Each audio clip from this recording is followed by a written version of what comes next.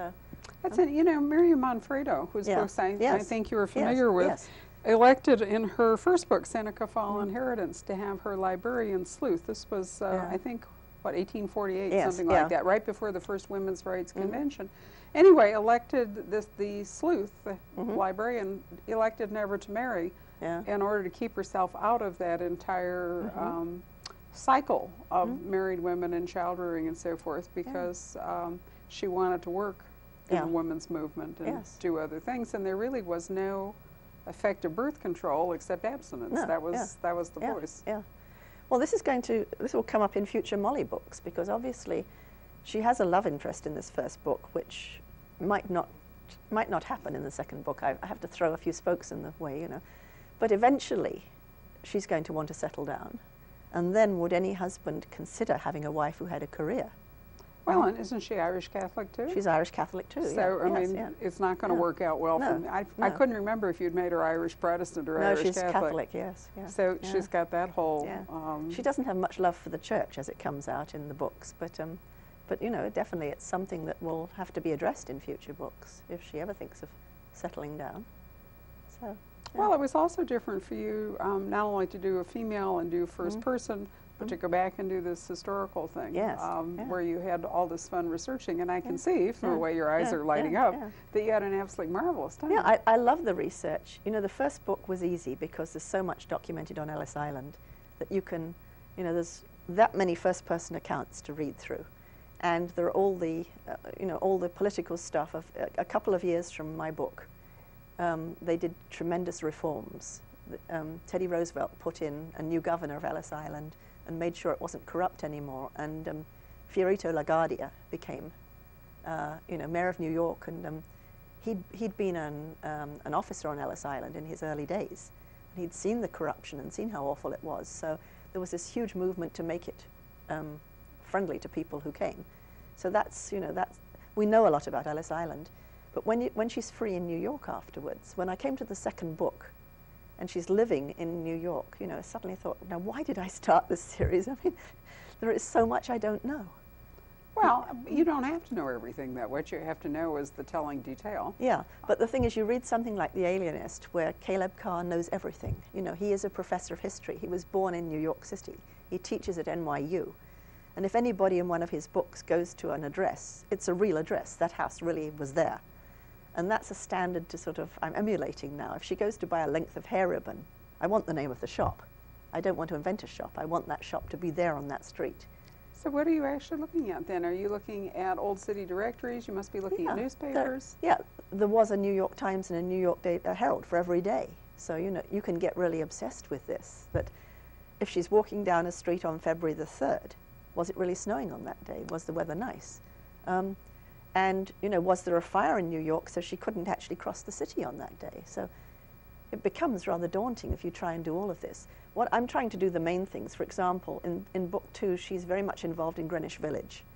So I had a map of Greenwich Village, and then I penciled in all of the taverns and cafes that I could find at that time. And and we know from the anarchists, we know from like Emma Goldman's autobiography where she met her fellow people, so they're all accurate. And we knew where the main department stores were. So I penciled everything in, so I know a lot of things. I don't know everything. Some of them I've just had to, there are loads of photographs too. Sure, but you only have to be convincing to the reader. You're not really writing history. No, I know, but you don't want people to say, oh, wait a minute, how can she say that she went to that cafe? I'm sure there wasn't a cafe on that block. Now that I can believe, but I mean, I think you're allowed literary license into whether it was snowing or something. Yes, I mean, not that many people are going to look up the meteorological records. No. Although it's an interesting thing that some mystery readers seem to absolutely thrive on the opportunities. Finding something wrong, yes. I mean, you get. I mean, with the Evan books, I got a letter once that said, "You said she heard the clock strike 12 on Carnarvon Castle.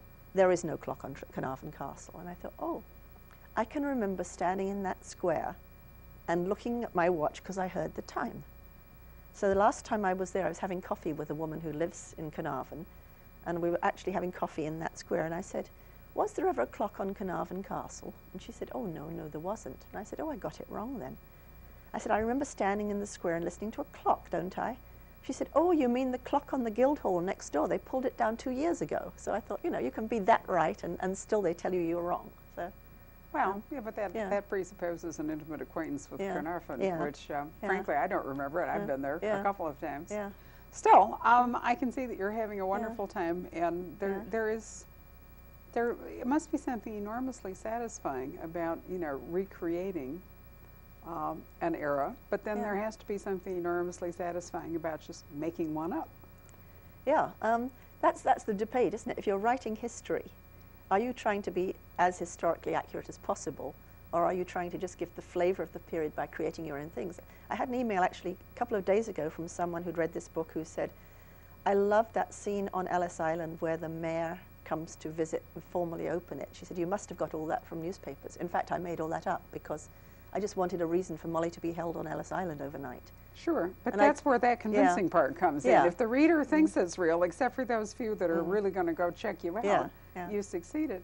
You don't even have an enormous language problem, but this is a much more difficult issue for people writing historicals in ancient civilizations or medieval England or something, and then you have to make all these choices about how much language can you put in to make it feel as though it's part of that era, and yet, you know, you obviously aren't going to want your readers to read.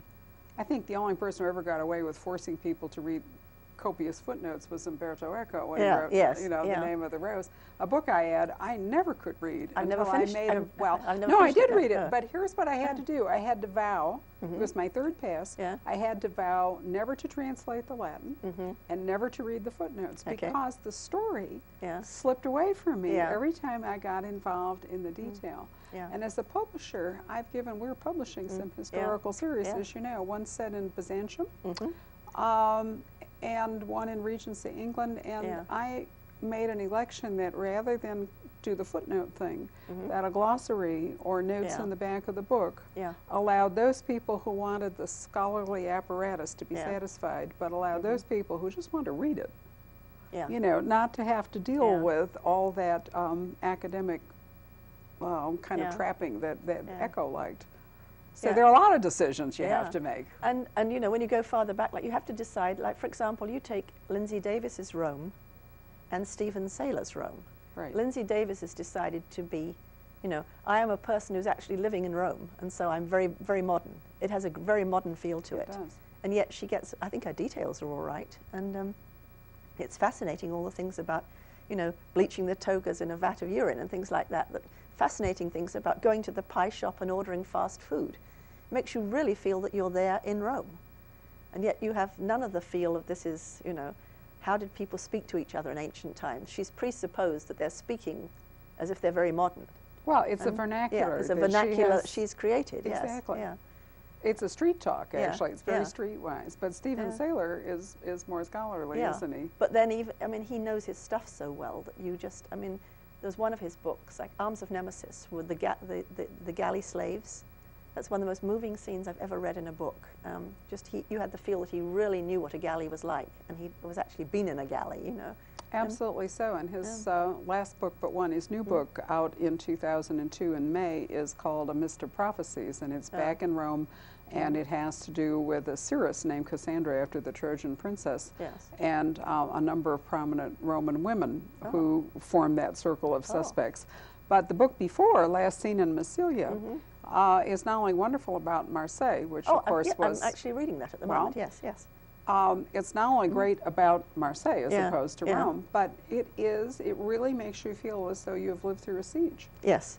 First you're on the outside, and then he's able with the tunnelers to get under the city walls, and then he's trapped on the inside. And from this I learned what the word scapegoat actually meant. I mean, there really was a scapegoat who was a civic figure in Marseille, whose role in fact was to take and be willing to die for I don't want to say sins of the city, because it really wasn't about that, but when the city was under threat, he had to be willing to self-sacrifice.